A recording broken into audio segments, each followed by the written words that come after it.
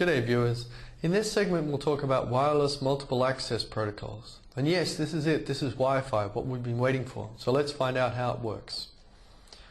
Okay, so our setting here is the same as the setting that we looked at in the previous lecture. We have multiple nodes, they just want to share a link. How do they do it?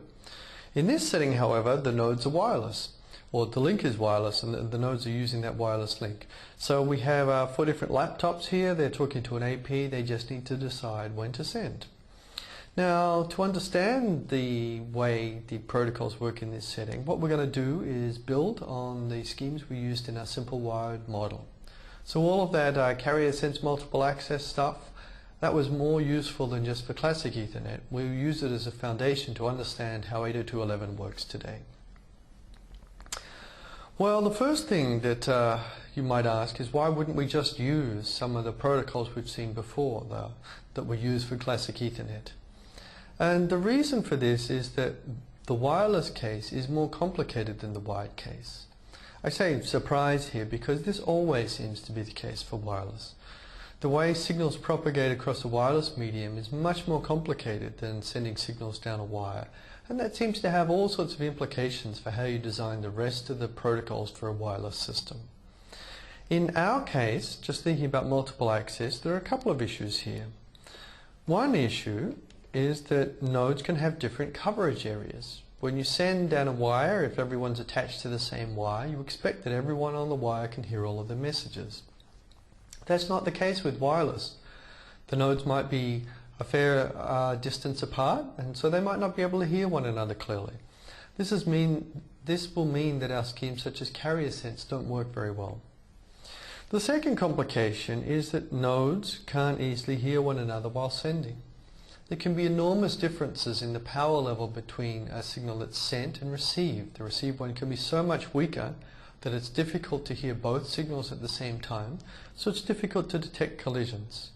So we'll have to come up with alternatives to that. The bottom line here, you can see in the figure at the bottom, is just to remind you that wireless 802.11 does not operate according to CSMA-CD. We have to improve it. So let's see how we do that. Well, first we've got to go into these 2 issues. The first issue is the different coverage areas. Here's what's going on. In the figure here we have 4 different nodes, A, B, C, and D, and they're just spread out over space. Now the wireless signal is broadcast, and as it's broadcast it propagates over an area, it's attenuated, it can be received by receivers as long as the signal to noise ratio is high enough, and that's just within a region. So here it looks like A can send to a neighbor B that's adjacent to it, but A's signal can't be received by C. It's too far away, the signal's grown too weak, it can no longer be received. Similarly for B, C, and D, and this leads to different coverage areas. You can see the radio range here is indicated as just enough to get from one node to the next, but not a lot further. B, by the way, when it sends, its signal will be received by A, but also by C, because that's also within radio range. Different coverage areas lead to problems. And one of the classic problems here is something called hidden terminals. When you think it's okay to send because you can't hear someone, yet interference still results. So in this figure we have a hidden terminal situation when A and C are hidden terminals when sending to B. Let's see what happens. Now A and C, when they want to send, they cannot hear one another's transmissions. This means if they use something like carrier sense, they would listen and they would hear no one and say, okay, the medium is not in use, it's fine to send. However, if they both send at the same time, both of their signals received at B or arrive at B simultaneously. Those signals are mixed, superimposed on one another.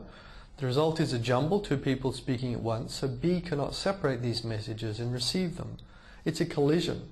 And we would like to avoid this because we've just wasted some of the resource of the link. We could have used it to deliver a real frame. Instead we got a collision, and neither of the frames gets through. The second problem that arises because of different coverage regions is something that's called the exposed terminal problem. Now, exposed terminals are a situation when you think you have interference because senders can hear one another, But actually there is no interference at the receivers, so you would really like to send multiple packets at the same time. Here, B is sending to A, so B is sending to A there, and C is sending to D. And in this situation, they are exposed terminals.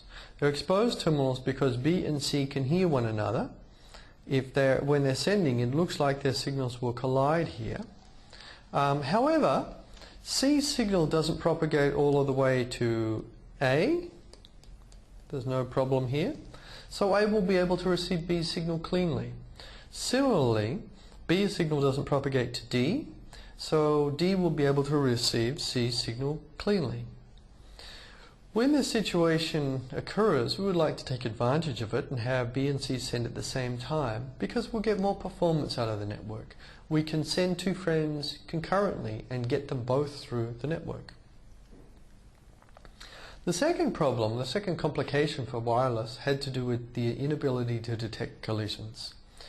And that's really because with wires we can engineer the relative strengths of the transmission and reception signals, so we can work out if both are going on at the same time. With wireless, there can be a tremendous difference between the power levels of the sent signal and the received signal, which might be 1,000,000 times weaker. This makes it very difficult to process them both at the same time. So essentially when you're sending, you're shouting and you're deaf. You can't hear if someone else is talking. With wires, we're able to detect collisions, and because of that we can abort the transmission, and this greatly lowers the cost of collisions. So you can see here the wired collision takes only a very short amount of time. It happens, everyone sees it's happening, they stop sending, then we can recover.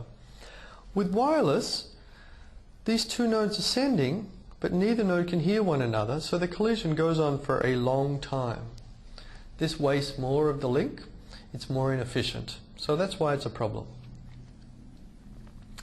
So now we need to solve these problems. We know that wireless is more complicated than wired. What can we do about it? I'll tell you about a possible solution, which is quite influential, and that solution is something called MACA. I think it stands for Multiple Access with Collision Avoidance. You don't need to remember that. MACA is actually not quite what's used in 802.11. 802.11 uses a refinement of MACA. But going over MACA will give you a sense of just how these issues can be handled if you're designing protocols, and it'll help us understand what 802.11 uses. The idea in MACA is that since we have these problematic scenarios, instead of simply sending the frames directly and maybe encountering them, we're going to use a short handshake between the sender and receiver to find out what's going on, make sure it's okay. Here are the rules for MACA with that short handshake. Okay, step one here.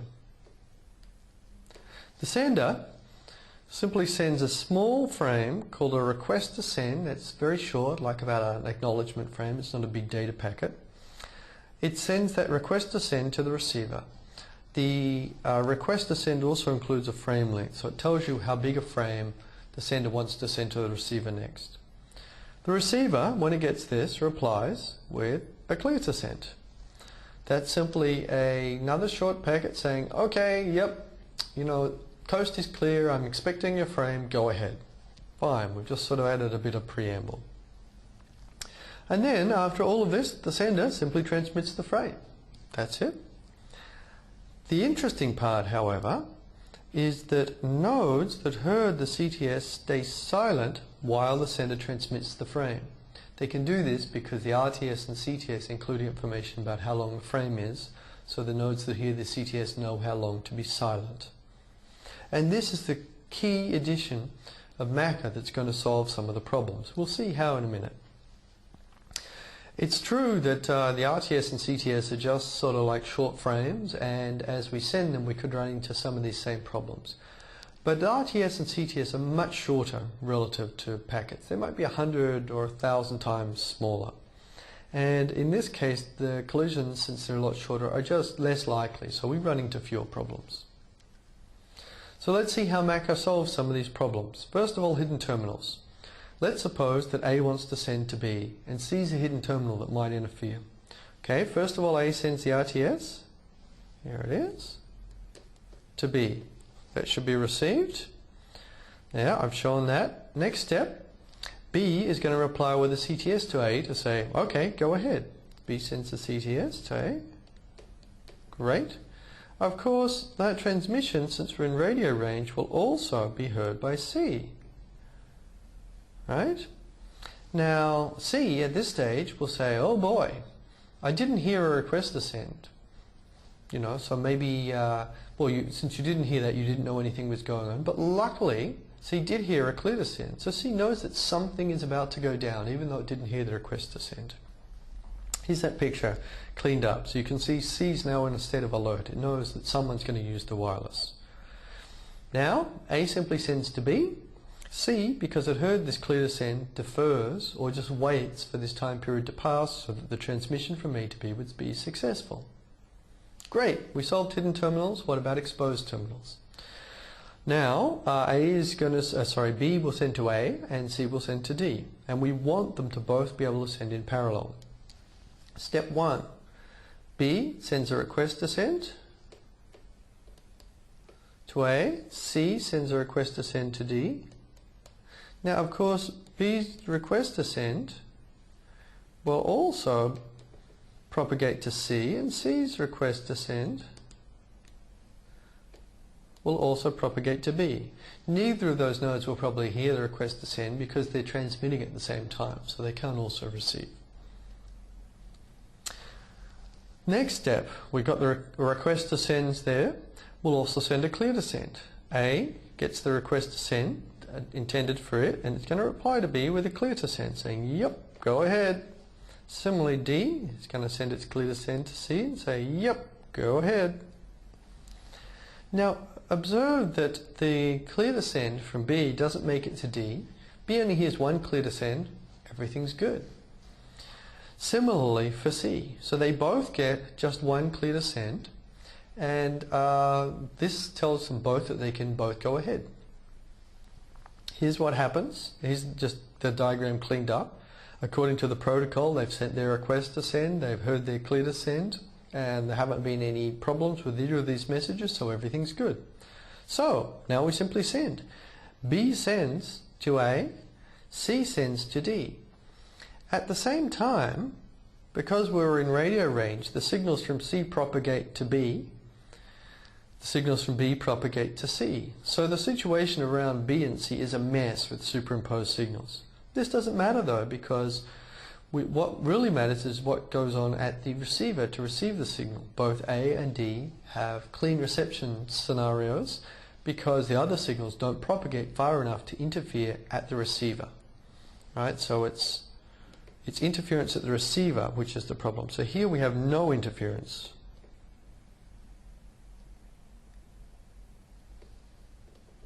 And that's what we want.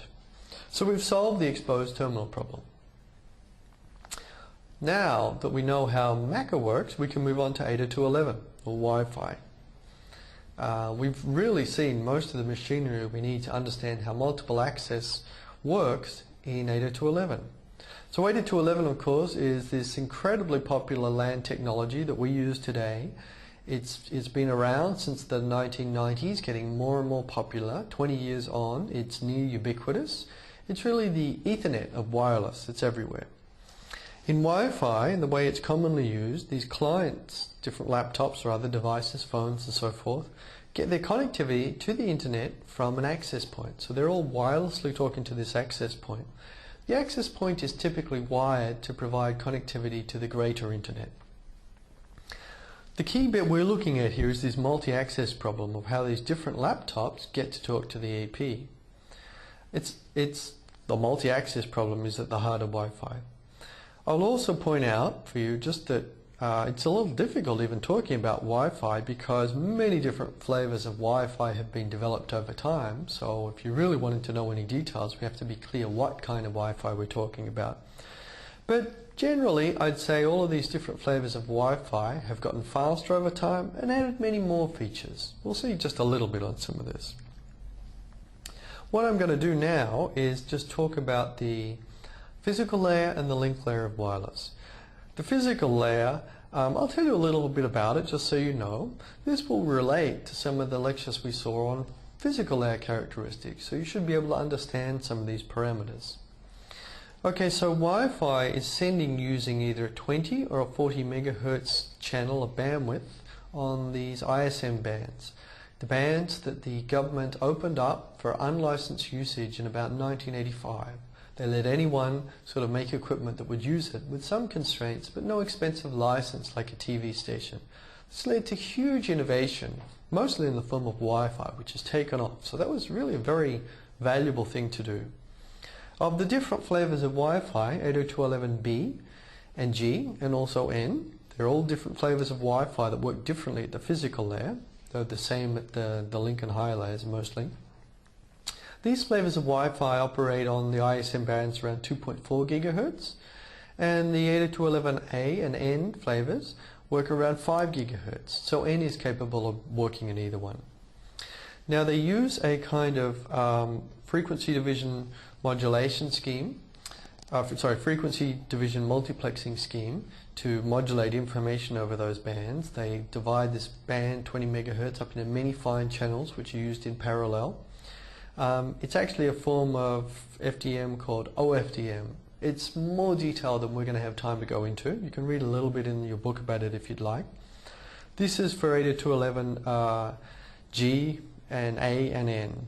802.11b is mostly the legacy form of 802.11. Now, it's slower, it has some different physical layer details. We're not going to worry about it. When we're sending wirelessly here, the different symbols use different amplitudes and different phases to convey information. Depending on your SNR, you might be able to distinguish more amplitudes and different phases.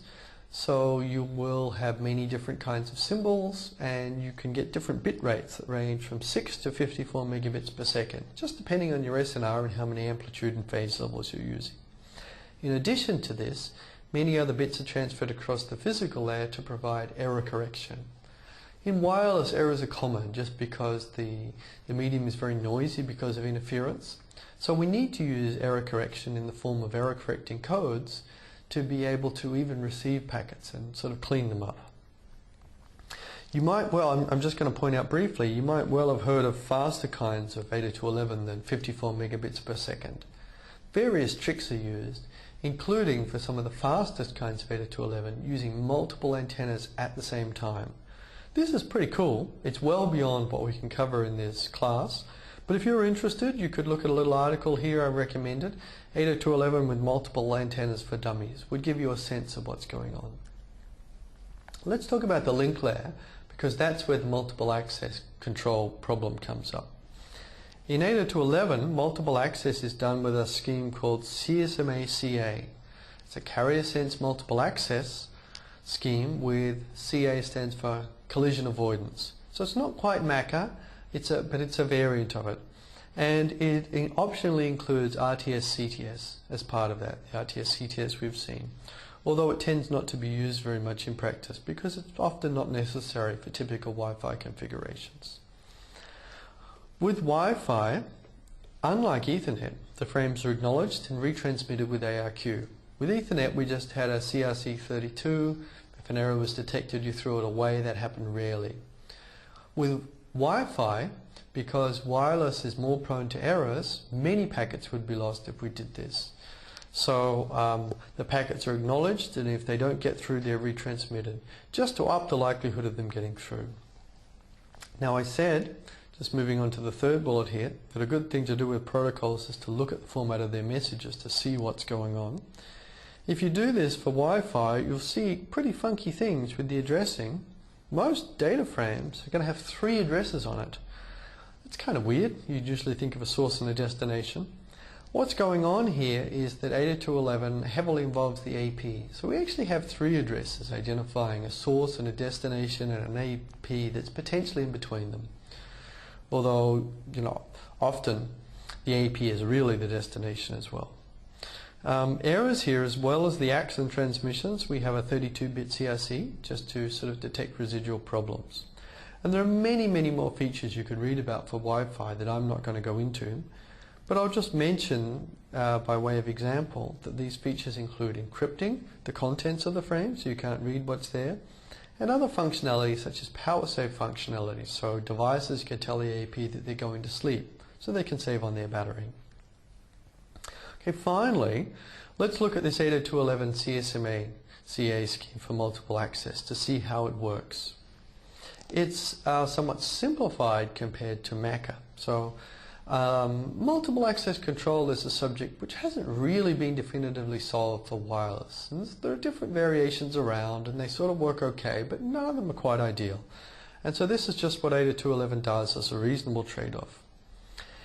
Instead of using RTS-CTS most of the time, you can optionally do that as well. What 802.11 does is it avoids collisions by inserting small random gaps instead of an RTS-CTS. If we have these small random gaps, that's why you don't need RTS-CTS always. So in this scenario, we have a timeline here. Time is just going from left to right across the page. And we have timelines for 3 different senders, A, B, and C. A is going first. A is just sending a data frame. And there's also going to be an ACK after that, because that's how this wireless works, unlike Ethernet. This data is going to D, some other node that's not shown here. Now let's suppose that B and C both want to send while A is sending. Well, you can see here B is ready to send its packet, but it uses CSMA, it senses the medium and it hears A. A must be talking to the AP or something. Similarly, C was sending. Not sending. C became ready to send while A was sending. It heard A. So both B and C are waiting to send. Eventually A is finished. Its data frame and ACK frame is done. What happens? If we just sent right away, as is the case with Ethernet, we would run into a collision. We would waste a lot of the medium. It would be a problem. Instead, both B and C insert small random gaps. Here's a small random gap. C inserts this random gap, waits. After this much time has gone by without anyone else using the medium, C sends its packet here. There's the data frame, followed by the ACK. B happened to choose randomly a slightly larger delay, even though it was ready first. Everyone picks a random one and its roll of the dice was bigger. It waited this long, and then it stopped here simply because it heard that C was sending, so it suspended its timer. After C was done, it continued counting down its timer up for this small random interval. When it expired, here B got to send its frame. And in this fashion, by inserting these small random gaps, just to sort of test and allow someone else to use the medium and see who's waiting to send, B and C, even though they both wanted to send, have ordered themselves and they both got to send their frame. These back-offs are sort of wasted time, idle time on the air. And this is the cost of using wireless. But these back-offs are small relative to the data frames in duration. So we do okay in wireless. And finally, just to wrap up 802.11, let me just talk a little bit about some of the future trends for 802.11. 802.11 is a key technology, so I thought it might be interesting just to do this. Now, I don't really know what's going to happen with 802.11, of course, so this is just a guess. Firstly, it's likely that 802.11, well, it's already ubiquitous. It's likely to become more ubiquitous. Really, all devices these days seem to have an 802.11 NIC for wireless connectivity. What's likely to happen here, though, is that we'll have greater diversity. You can have very fast computers, high-end computers, and very low-end computers, your wristwatch or whatever, can all have Wi-Fi and all want to use the same AP. So now the nodes are not generally equal in capability like a laptop. Some are more powerful, some are less powerful. That will affect the protocols in small and subtle ways. We can also expect a lot of innovation. Everyone wants to be able to send more information across Wi-Fi. It always seems to be getting faster. This is likely to continue, and maybe more so than simply getting faster, Wi-Fi is likely to get more power efficient, so that the nodes that can use it, if they're battery operated, don't deplete their battery so quickly. This kind of innovation is very much driven by physical layer technologies. As these technologies advance, Wi-Fi just sort of gets better, even without the MAC layer changing very much. And finally, I'd point out right now that Wi-Fi is a bit of a hassle to use. It's quite manual in terms of identifying what access point you can use, for which you have credentials, typing things into web pages and so forth. It's also a little limited in that transmissions go through an AP even when you have two devices in the same room most of the time. It's often more easier to use something like the cloud Dropbox or something to exchange files than Wi-Fi, even when your devices are in the same room. That's just wrong in some sense. So we're likely to see more seamless integration of Wi-Fi into the massive connectivity that devices have. Then people would have to be less involved in setting up and configuring Wi-Fi. This is likely to happen over time. Okay, so now you know about Wi-Fi.